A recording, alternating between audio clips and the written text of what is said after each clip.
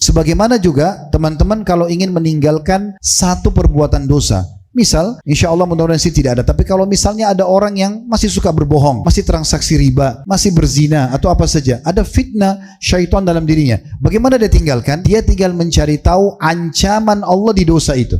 Tinggal ketik saja ancaman riba, ancaman zina, baca 5-10 menit. Itu akan membuat Anda meninggalkan perbuatan tersebut.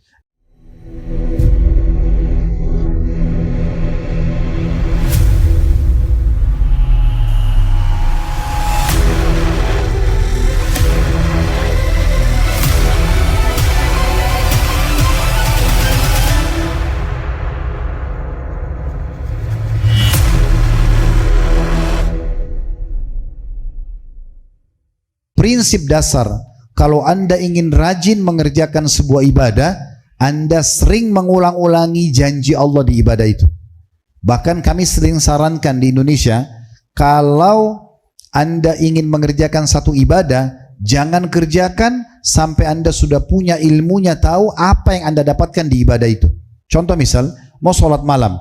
Jangan sholat malam sampai Anda sudah luangkan 5-10 menit saja.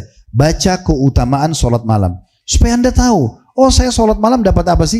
Oh dapat ini. Itu akan membuat kita jadi semangat mau mengerjakan. Dan kita bisa istiqomah dan konsisten untuk menjaganya. Tidak ada satupun jenis ibadah dalam agama kita kecuali diberikan janji positif. Bahasa ceramah kita fadilah. Baca semua fadilahnya. Fadilah zikir, fadilah sholat duha, fadilah majelis ilmu, fadilah bakti orang tua, fadilah haji dan umrah. Jangan kerjakan sampai sudah baca. Dan cuma butuh 5-10 menit. Tinggal ketik di Google saja keutamaan ini misalnya. Kita akan tahu semuanya. Tidak ada yang susah. Sebagaimana juga teman-teman kalau ingin meninggalkan satu perbuatan dosa. Misal, insya Allah mudah-mudahan sih tidak ada. Tapi kalau misalnya ada orang yang masih suka berbohong, masih transaksi riba, masih berzina atau apa saja, ada fitnah syaitan dalam dirinya. Bagaimana dia tinggalkan? Dia tinggal mencari tahu ancaman Allah di dosa itu. Tinggal ketik saja ancaman riba, ancaman zina, baca 5-10 menit. Itu akan membuat Anda meninggalkan perbuatan tersebut. Nah ini biasa ulama gabungkan dalam ilmu hadis at-targhib dan at-tarhib. At-targhib adalah dalil-dalil atau hadis-hadis yang menyebutkan tentang janji-janji Allah di ibadah yang kita mau kerjakan, dan at-tarhib adalah ancaman-ancaman dari perbuatan dosa. Nah kita memfreshkan kembali teman-teman sekalian.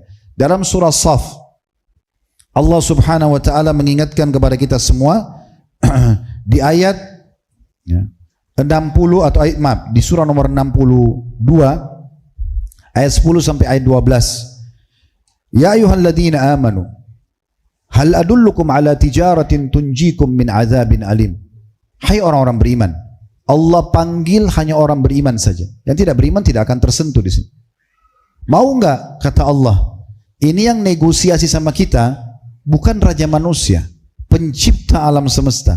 Mau enggak saya tunjukkan pada kalian perniagaan yang akan menyelamatkan kalian dari siksa yang pedih, kesengsaraan dunia, kesengsaraan akhirat.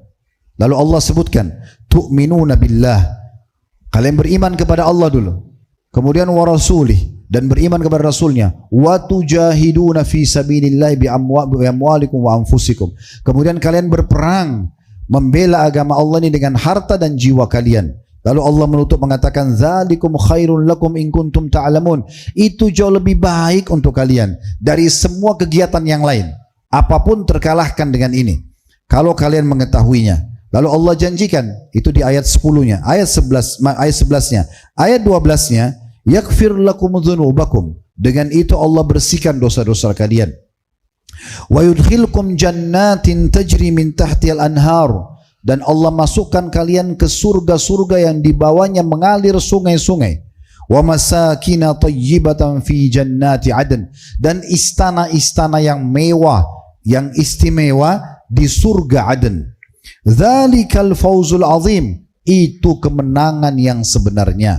Allah subhanahu wa ta'ala mengajak kita berfikir seperti ini.